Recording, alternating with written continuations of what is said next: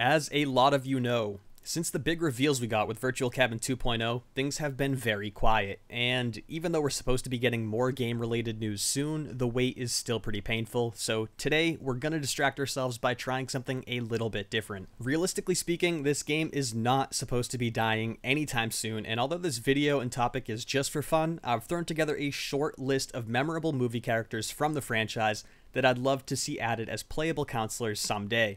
It was surprisingly difficult to narrow down the list to just 5 characters, as there are easily 5 to 10 more that come to mind, so if this video seems like something you all enjoy, we will certainly be revisiting this topic and more like it. As for the list, I tried to restrict myself to one person per film in order to keep the variety up, since I generally lean towards characters from films I like more in the series. This list could have easily been characters from Part 6 alone. Anyway, let's get into the actual video now. Number 5, Reggie Winter, otherwise known as Reggie the Reckless, Part 5, A New Beginning. For a while, I was torn between Demon Winter and Reggie Winter, so this one is kind of both. Reggie is great. Although I'm not a huge fan of the 5th film, he's easily one of my favorite characters in the whole franchise. While he was very young, similar to the age Jarvis was when he defeated Jason in Part 4, he had a huge impact by helping Tommy and Pam Roberts defeat Roy Burns, the Jason copycat killer. A grown-up Reggie could be implemented into the game by using the appearance of his older brother Demon Winter,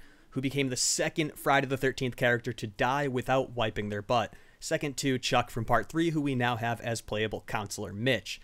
Demon's role was very short-lived, and despite most of his screen time revolving around him having to poop, he is still a quite memorable character in the franchise. A tribute to either or both of the brothers would be great to someday see in-game.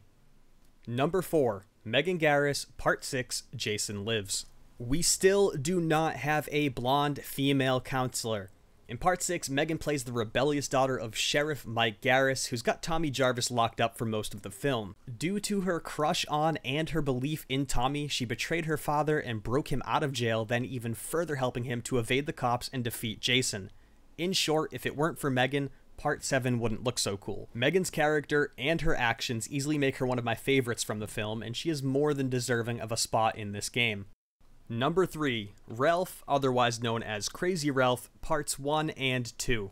Okay, I know this one has been hugely requested by the community, and that alone gives him a spot on this list. Ralph is like the original Tommy to the films. After Jason drowned, he went crazy, warning everyone that the camp was cursed and to stay away at all costs. There was a problem though. Ralph liked alcohol, he liked it a lot. This made it easy for the community and others to dismiss his concerns as crazy and ignore the warnings. It's interesting to note that despite his concerns for the campground, Ralph still spent a lot of his time near and around it, and in that aspect, he's somewhat a hero for his efforts, and it would be awesome to see him in-game as our oldest playable counselor, especially to hear his likely ridiculous voice lines. Number 2, Ginny Field, Part 2. This girl is the reason why we have the sweater kill. That should be enough said. After an intense Jason encounter, Ginny stumbled upon Jason's shack. She quickly realized it was Jason's home and discovered his Pamela shrine. Ginny then put on Pamela's sweater and grabbed a nearby machete. With the aid of Pamela's sweater, Ginny was able to trick Jason, bringing him down to his knees. Jason unfortunately realized the truth before Ginny could strike with the machete. This scene and the game's massive tribute to it alone call for Ginny to one day have a spot with the other in-game counselors. The actor for Ginny herself, Amy Steele, also had one of the most massive impacts on the franchise.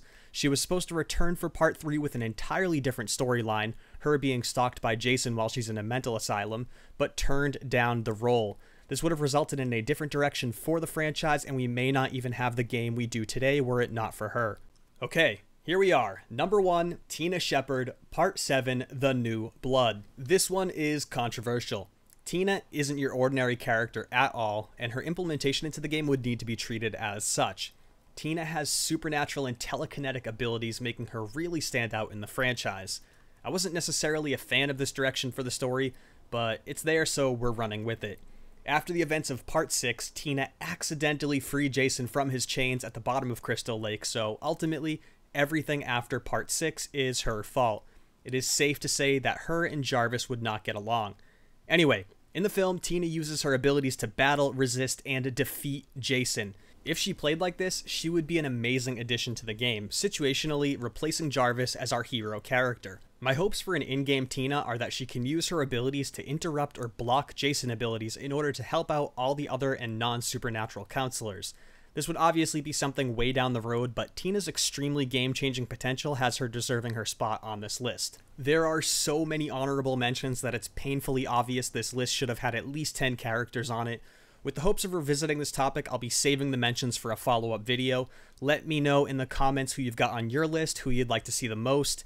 It was hard to create a diversified list of 5 when there were so many others I wanted to add. If you guys have not already, please be sure to leave a like on the video to let me know this type of video is something you'd like to see more of in the future.